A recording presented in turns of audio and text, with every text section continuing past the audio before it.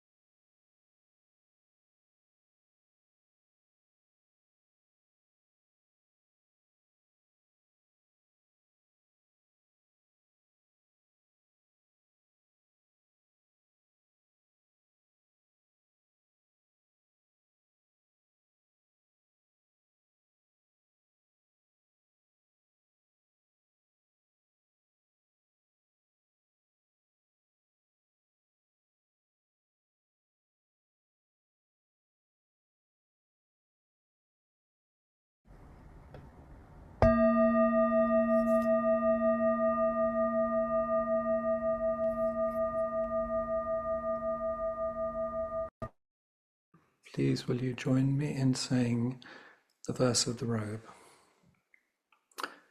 Vast is the robe of liberation, a formless field of benefaction. Wearing the universal teaching, I realize the one true nature, thus harmonizing all being. Vast is the robe of liberation, a formless field of benefaction. Wearing the universal teaching, I realize the one true nature, thus harmonizing all being. Vast is the robe of liberation, a formless field of benefaction. Wearing the universal teaching, I realize the one true nature, thus harmonizing all being.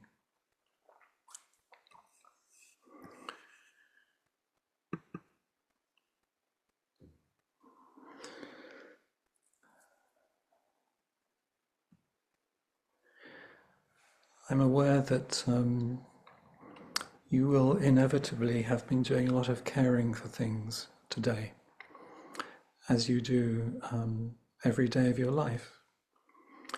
If you are in Hawaii, not so much yet. If you are in the Midwest, quite a bit already. On the East Coast, even more. And in Europe, moving towards night and rest from caring for things. And I'm actually thinking about the small acts of caring for yourself and for things, not just the larger space you may inhabit in caring for others. You may be familiar with a book by Diane Rossetto, particularly if you have explored the precepts, Waking Up to What You Do, a Zen practice for meeting every situation with intelligence and compassion. I think there could be a companion book to this one, waking up to how you do things, or waking up to how you care for things. Things as apparently simple as how do you lift a cup or open your front door. I have an electric toothbrush which is timed for 2 minutes and requires no assistance from me to do its job. However, I still find myself sometimes gripping it too tightly and trying to assist it to do its work. Since I returned from hospital last month, I've become more aware how I do small things. And how do we, as Diane Rossetto suggests, meet every situation with intelligence and compassion, even the smallest action with our hands. Recently, I've been immersed in reading a newly published book of Suzuki Roshi's teachings entitled Becoming Yourself. The creation of Becoming Yourself was a loving collaboration between Jiryu Rushman Beiler and his teacher Sojun Mel Weitzman. In his beautiful introduction to the book, Jiryu writes, over the course of many decades of devotion to Suzuki Roshi and his teachings, Sojun Roshi had collected a pile of folders with what he felt were the brightest gems from the mountain of his teacher's words. Jiryu and Sojun met in various locations between 2018 and 2021 and put the book together. Sojun Roshi died at the age of 91 in January 2021. And after Sojun Roshi's passing, Jiryu continued with the endeavor to make it possible for the book to be published this year. I find the love, care and attention of Sojun Roshi and Jiryu in creating this book very touching, in particular that Sojun Roshi in his late 80s would devote a significant amount of his energy of his last years to sharing the work of his teacher who died 50 years ago. I was reflecting on what happens to me when I read Becoming Yourself, and I was really surprised to hear the words from long, long ago. The peace which passeth all understanding came to me. I looked it up and it comes from Philippians chapter 4 verse 7. the peace which passeth all understanding. I think these are the moments when everything drops away and there is just this. And as I was reflecting just before offering this talk, the first part of my name is Peaceful Way. And I hadn't connected this with the peace which passeth all understanding. And I think I would wish for you and for everyone that experience that goes beyond any concept or understanding that we can actually receive from these teachings. These are precious, precious moments. These are Suzuki Roshi's very first words in Becoming Yourself. Because we have so much useless rubbish in our mind, it is hard to share our feeling with people, with things, with trees, or with mountains. Even though we are right in the middle of the woods, it is still hard to appreciate the feeling of the woods. When we can really appreciate the feeling of the woods, that is Zazen. When we can really appreciate the feeling of the woods, that is Zazen. To say we have so much useless rubbish in our mind is quite a strong and provocative statement to start a talk. In Jiryu's introduction to the book, there is a section entitled A Note on Laughter. He writes, "A most difficult thing in editing Suzuki Roshi's talks is to fully convey the depth of his joy, the buoyancy, warmth, and laughter that is palpable when one hears recordings of his voice, but which can be missed when one just reads his words."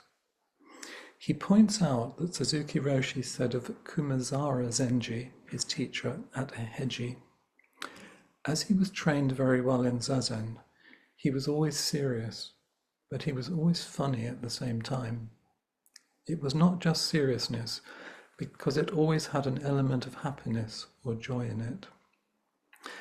And Jiryu suggests that if, as you read, it is ever unclear what he means by some comment, or if his words ever land as odd or even harsh, please read the passage, imagining laughs and laughter notes sprinkling the section, and notice how the meaning might shift.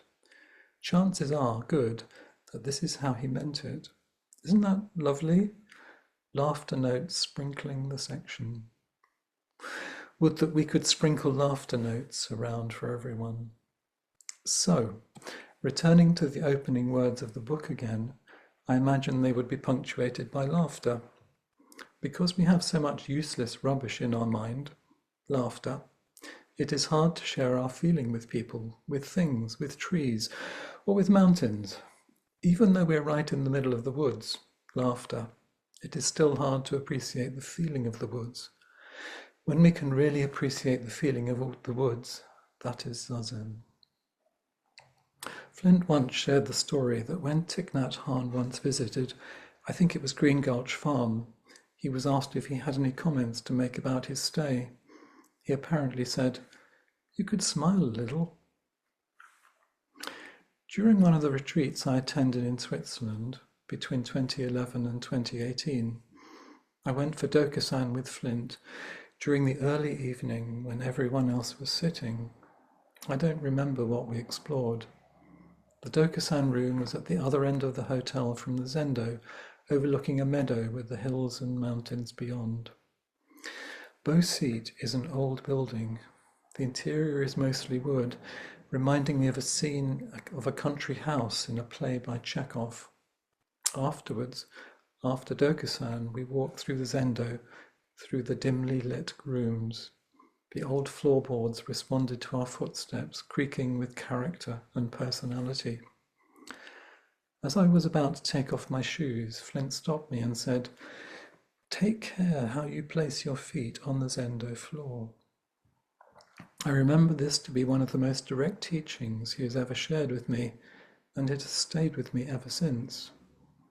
Perhaps I was ready and ripe for such direct teaching. Just take care. Just take care how you move around this world.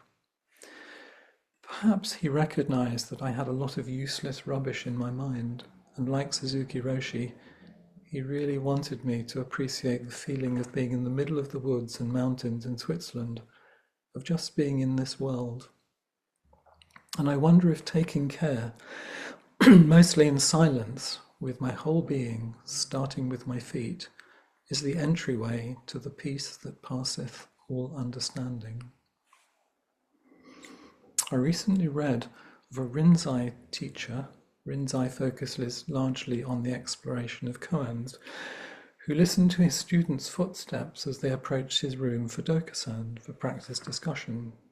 He would send students away if their footsteps indicated an unreadiness to engage in exploration. Isn't that fascinating? We focus so much on what's in our heads and what we're going to say and what we think, and we spend so little attention to what is at the other end of our body. And this teacher actually sent people away if he felt actually they weren't ready to engage in exploration. When Flint was here in the UK in 2023, he loved a BBC programme, The Repair Shop. It's set in a beautiful barn in Sussex in the south of England. And the participants bring a treasured object and talk about what it means to them, to the people who are going to repair the object they bring. Usually the treasured object belongs to a loved one, a parent, child, sister, brother or friend who has died. They tell stories about them. The participants are looking for intimacy with their lost loved ones. The craftspeople attune to each person and ask, what would you like us to do? What would you like to see when you return? One participant said, I would like you to make it whole again.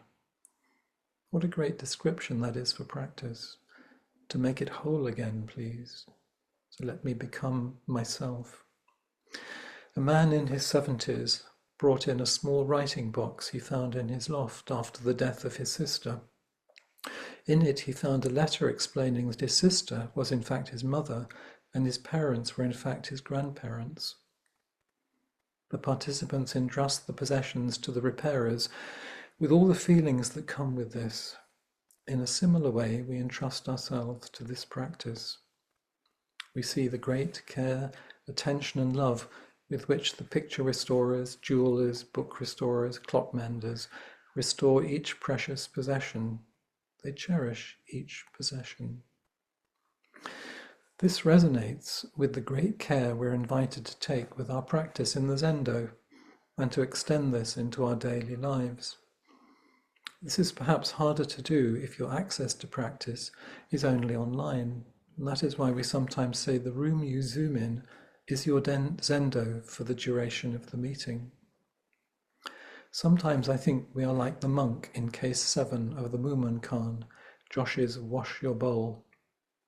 A monk asked Joshu, I have just entered the monastery. I beg you for instructions, teacher. Joshu replied, have you eaten your porridge yet? The monk said, yes, I have. Joshu said, then go and wash your bowl. The monk had an insight. Like the monk, we arrive looking for some insights and illuminations about the teachings, and we're just invited to do something. Sit, walk, bow, chant, light candles, extinguish candles, greet, clean, wash up. Catherine Dekai Senchin Griffiths says that the monk is each of us earnestly asking not just how should I practice, but also who is myself. The koan reveals that everyday activity is none other than the expression of our essential nature, our everyday activity, each small thing we have done and we do. The Mumonkan was compiled by Wumen Hukai from 1183 to 1260. That's when he lived. And for each koan, he wrote a verse. So I'm just going to read you the verse and just read a commentary on it, which I think relates to my whole talk. He said, because it is so extremely clear, it took so long to come to realization. If you know that candlelight is made up of fire, then the rice would have been cooked long ago. So I'm not going to go into that in any great detail, but I do want to read Hugo's comment on candlelight. He says, if the candle is very steady, then the luminosity of the fire expands throughout the room and you see things very clearly. This means that if the ability to focus, to stay with one thing, taking care of your feet in the Zendo, is present, it allows you to be clear, to be more deeply aware of what's happening. In the process of staying with that one thing, you understand the playful nature of your mind. You see right through all the fabrications, constructs, narratives, and judgments of yourself, others, and the environment. So these two aspects of focus and awareness are the foundations of Chan and indeed Zen practice. So I feel in being reminded to take care of my feet in the Zendo, that is exactly what is happening. Actually, just concentrate on this one important thing, and everything else will open up and be illuminated. Thank you very much.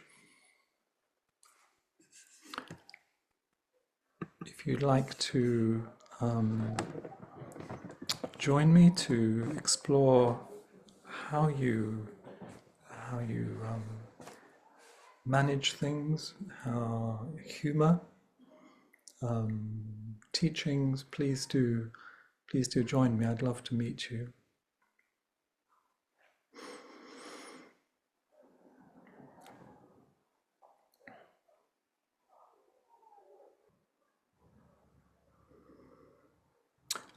Hi, Rosemary. Hi, Josh. Thank you so much. It's a struggle to move with grace in everyday life for me. And it's something that I love about our service and Kinhin and all of the movements in the Zendo. And yeah, I think it has to do with getting things done. That's often where I am, and a lot of pushing. Right. Yeah. And when things get done, how is that?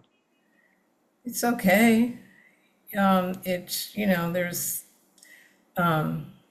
yes, I guess some satisfaction, and there must be a an accounting of myself through the getting things done, and I think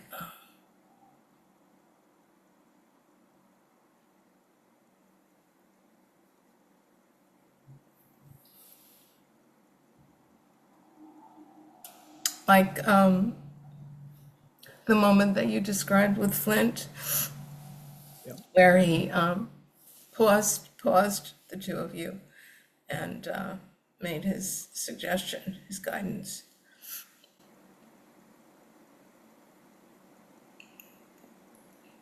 So something's really touching you about that? Yeah, I think well, for one thing, in that telling, sharing of that, there's a lot of care from Flint to you, and guiding you towards care of your feet and the floor, and yeah, and I think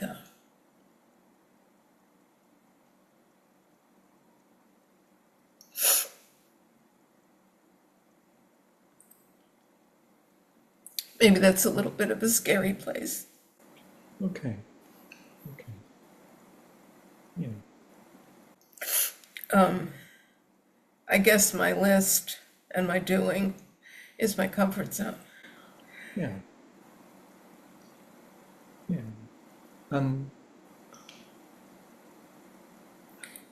you know that's that's what you've got. That's what I have. Because there's it's like it's so what is the problem? Um, Good question. Hmm. Yeah. Um, I guess, maybe I wouldn't be me if I didn't, have, and I remember you're saying at a time of a lot of busyness, a lot of things that you had to do that you shifted into. This is a very rich life. I've never forgotten that. Hmm. So I do appreciate Hmm. that side of myself. Yeah. I've had a few falls lately, so that's not helpful, to be unaware, you know, Hmm. which I think is what Flint helped you with, like to really open up your awareness of your body and care and movement. Yeah, and you know, today I've been experimenting with what I'm going to be talking about, and I've um, I've been very much me and working with what I have to work with. So, um, you know, it's really, I think, you know, the title of Diane Rossetto's book is exploring with integrity and compassion. Yeah, um, meeting every situation with intelligence and compassion. So there's no kind of. I wonder if you're setting up a standard that you Yes, should thank have. you for Yeah, calling that out. yeah. And you I know you're talking to somebody who I have a list, and I sometimes think, you know, I'll relax when I've got through it. So you know, it's not. It's always. It's everything is always a work in progress, and I'm sure you're resonating with a lot of people here. Um, that you know we have busy lives and see things Jessica. you know, things to get done, you know. So I think the danger sometimes with a talk is you get caught, not you personally, we get caught with a standard, and they're more gentle invitations to explore and be kind with yourself. Yeah, Um, it definitely gets easily into a duality for me. yes, And I remember Rossetto saying in all her instruction for the exercises that she provided, it was never don't do that. You know, yes, that's your pattern, don't do that. It was always observe, yes, observe and yeah. yeah, And I think, you know, take care of whether, for me, like with the toothbrush, holding it too tightly, there's some kind of suffering there where I'm kind of the toothbrush can do its job on its own without me gripping it and helping it. You know, there's some way each time, like, okay, you could let go a little bit, Josh, here. So maybe the compassion is the way we can start to talk to ourselves when we're when we're doing these crazy things. that we do. We're all doing it. So the talk is just an invitation to, you know, to notice where it's possible to find some peace and maybe find some peace in self-acceptance as well. You're doing fine. Thank you so much. Thank you.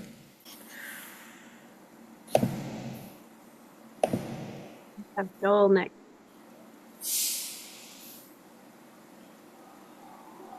Hi, Joel. Hi, Josh. I also want to thank you for this talk. I want to start by asking, could you say again who it was that made the comment on the verse or the koan that you read before? Uh, Yeah, he's a teacher I'm really enjoying. So it's Gugo. Guogu, maybe. Yes, I think your pronunciation is probably more correct. And it's a book called Passing Through the Gateless Barrier. Yes, thank you. His, co- Okay, his commentaries on the Mumonkan, and I'm really appreciating them. Yep. thank you. I really want to look that up. Mm. Um, I want to again thank you for this talk. I want to thank Rosemarie for coming forward with this deep reflection that brought up this vulnerability in her on this, reflecting on this intimate moment that you described with Flint, him just saying a simple thing about be careful where you, if I'm going to try and say it right, and I know I'll get many of the words wrong, but be careful where you place your feet in the Zendo. Mm. Take care how you place your feet in the Zendo. Take care how you place your feet. Thank you. Mm. Not be careful, but take care. Take care. Yeah. Right. And that immediately made sense within the context of the quote that you came up with from a participant in the repair shop, that the person wanted something to be made whole, Yes. and that it reflects also on what you just shared with Rosemarie back and forth, Mm. that wholeness is care for yourself as well as being aware to the of the aliveness of everything around you, Yes. of all the things that will happen when you move your feet or stand still Mm. in the Zendo, and that each of those moments is irreplaceable and whole. Mm. That's beautifully put, Joel. I'm thinking of the Zendo as you talk, and that feeling of potential wholeness from that practice. Mm-hmm. I think it's also there was a kind of having come from Dokusan and kind of thinking I understood understood things, and then to be told take care, how you place your feet in the Zendo. There's a kind of like you need to do this work. Mm. Um, actually, from a different perspective, and that uh, it took a little while to kind of go, okay, this is this is where I need to be focusing my attention. Um, Mm. mm, mm. Thank you, Josh. Thank you. Good to see you. Hi, Sue. Oh, thank you, Josh. Mm, This um, was a very comforting talk. When you were talking about Flint saying to you, take care where you place your feet, take care how you place your feet in the Zendo, struck me in two ways. If I just went with what you were saying, I was so comforted. But I remember kind of early on, when Flint was here, he told me to take care, and it was something about probably placing my feet. The moment I can't remember exactly what it was, mm, but when he said that, all I could think of was, oh no, oh no. And I just kind of went through this list in my head of errors, errors, errors yes. raining down Mm, on me. mm, And I just made myself terrified. yeah. And I thought, whoa, man, you're really not such a good one for this, or something like that. And yet I knew that what he said with kindness. Yes. But it took me a long time to begin to pick out Mm, what I threw into that mm, and claim it as mine. mm, mm, I mean, I didn't want to, but but eventually I did. And then other times when he would say that to the group, I would you know, when he was giving us often instructions in how to enter the Zendo and do ritual kinds of things, then I could gradually just accept them for what they were. Yeah. But for some reason, your talk was, I was just in such a comfort zone that this just rose up in me in a very funny way. And it reminded me once when I was living in Germany, I was at a dinner, and a man who was quite important in the company said to me, "Pay attention." Well, now, in the US, if you say pay attention, that means you're out in left field. You better get your act together. Yeah. And I was so stunned by it.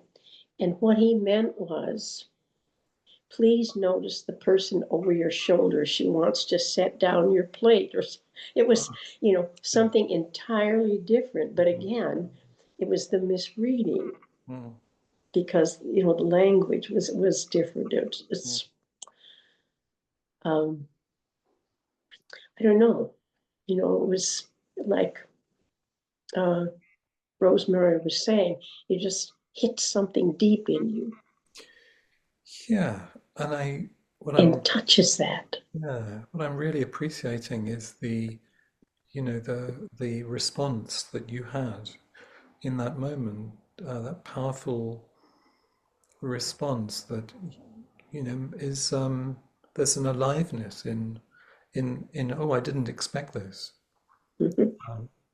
and I'm not sure I like it, but uh, but there's something that shifts, which I think you're describing there. Yeah, there is. And I was talking with a friend this week, and we were kind of talking about what the small things in your life can do for you. How you can react to them this way or some middle way. And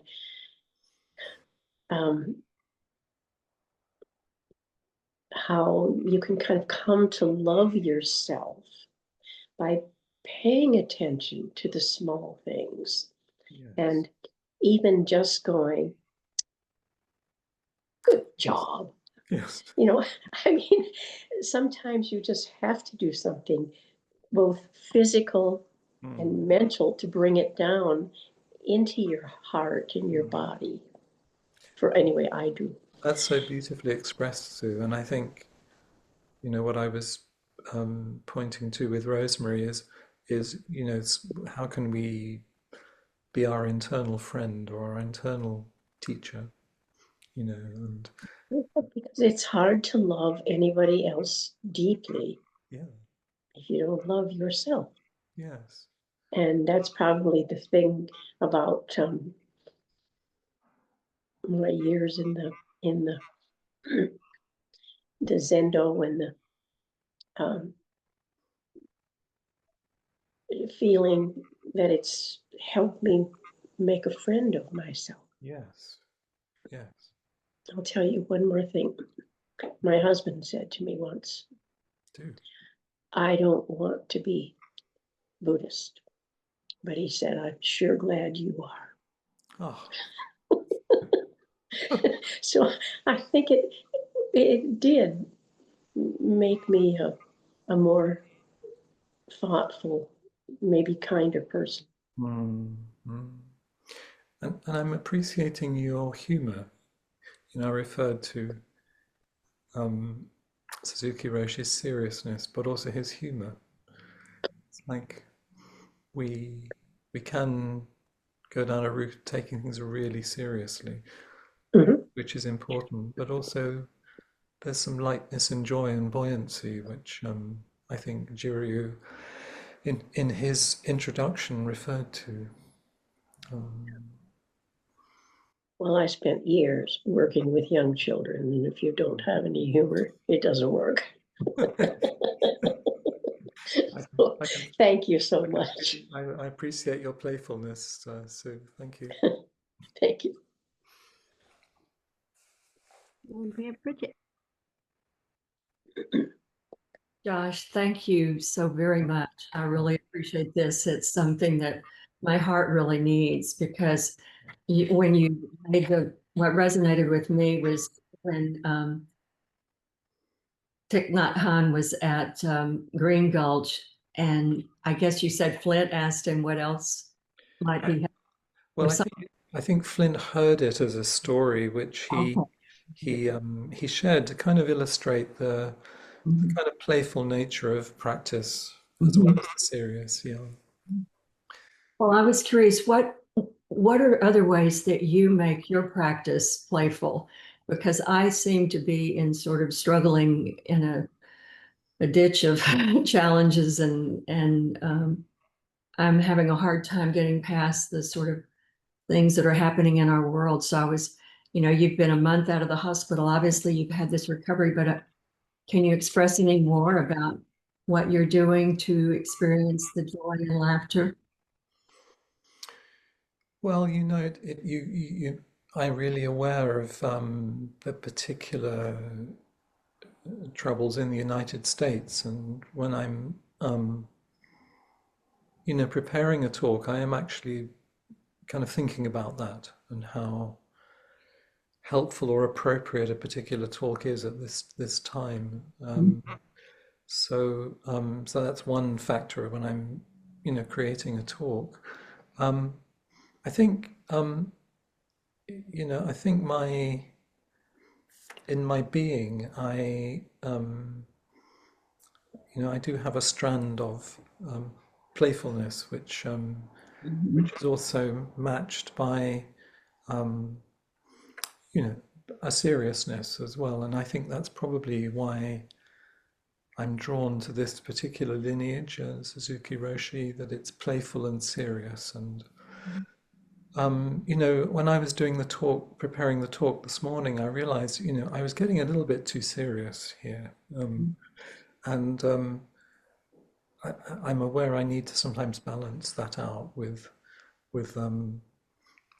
something lighter and more playful. So I have to kind of check in with myself to create the diet, that's necessary. Mhm. And I guess maybe it's find each of us finding something that gives us joy, even in the midst of Mhm. such difficulty, whatever the activity is, Mhm. and taking care of that. Um, Mhm. so does that make some kind of sense? Yeah.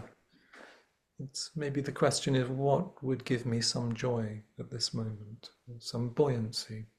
Mhm. Right. Yeah. Thank you. Yeah, it's lovely to see you. Thank you. Thank you. And Hi, Ed. Hi, Josh. Um, as always, lovely to be with you, and thank you so much for this inquiry talk.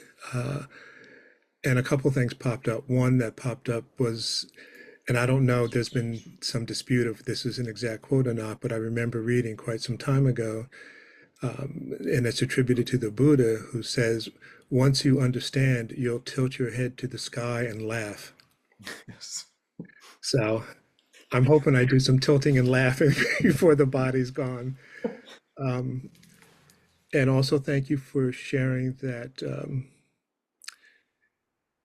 instruction and an example of take care how you place your feet. And the take care and the how just really resonated for me. Mm. And then I had a tangential thought.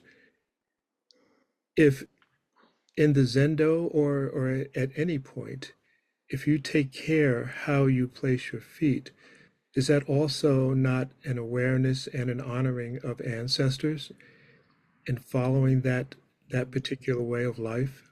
Mm. That's a beautiful strand to identify. Um, I'm loving that because that opens up another dimension to to taking care of the path that you're walking on. It's been walked for many, many years, and that feels very respectful and spacious.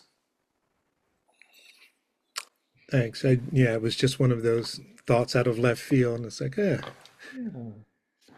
yeah,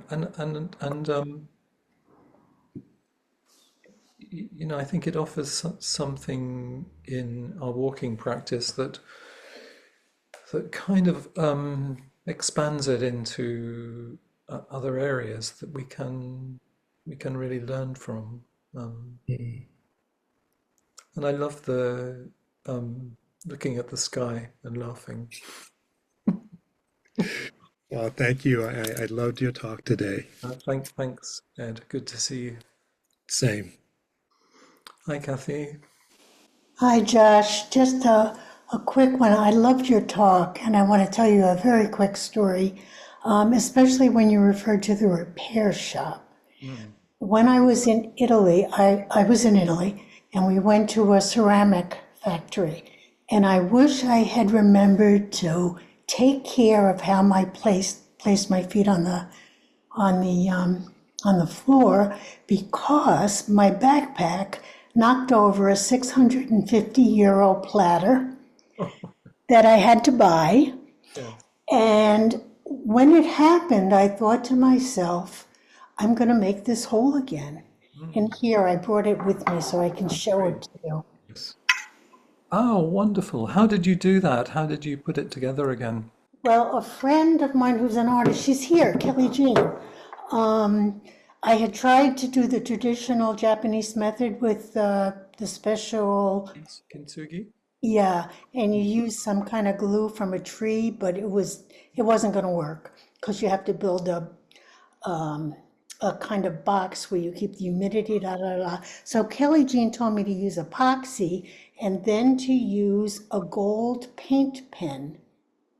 And she said no one would know the difference, and that's how I did it. And so I was thinking about, I know it's time to wrap up, but I was thinking after this, I was thinking, so we can't always take care of how we place our feet, Oh, but we can try to make things whole again. yes. And, and I love, I agree with Rosemary that, it's important. Let's see, I just lost my train of thought. To be curious and to observe. And so if we observe, maybe we can notice. Sometimes we won't even do that. We can notice our missteps. And I had no choice, but somebody noticed at the time and said, if you have to pay for that, take every little piece home with you. Yes. And even the little splinters are back in here and were very helpful. Can, So, can we can we see it again? yeah.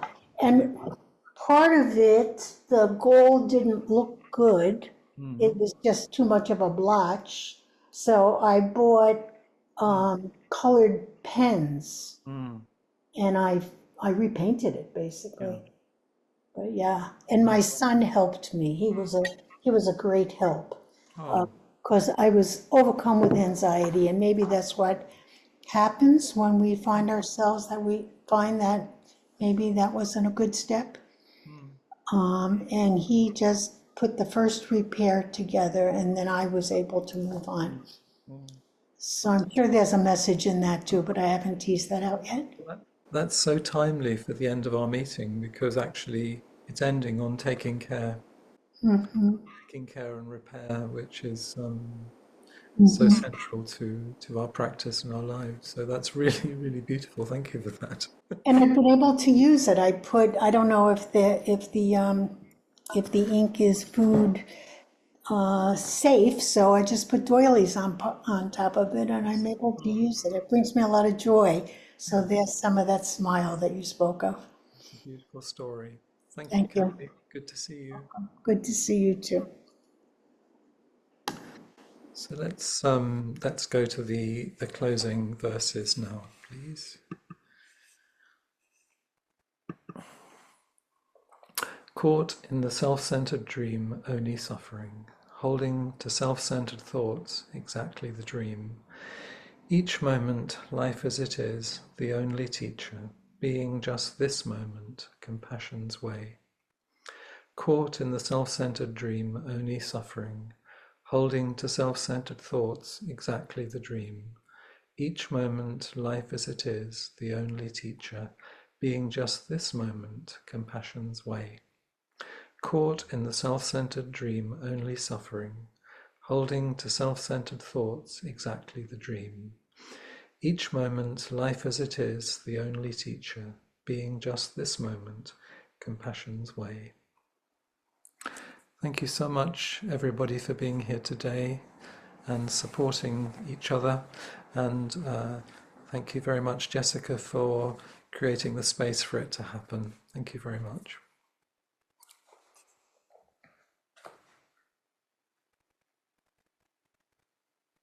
Thank you so much, Josh. What a beautiful talk. So heartening, and thank you all for your participation and everything that you bring. I'm placing a link in the chat for contributions online, and please feel free to visit justthiszen.org or appamata.org to make a contribution to keep these things going. Thank you all.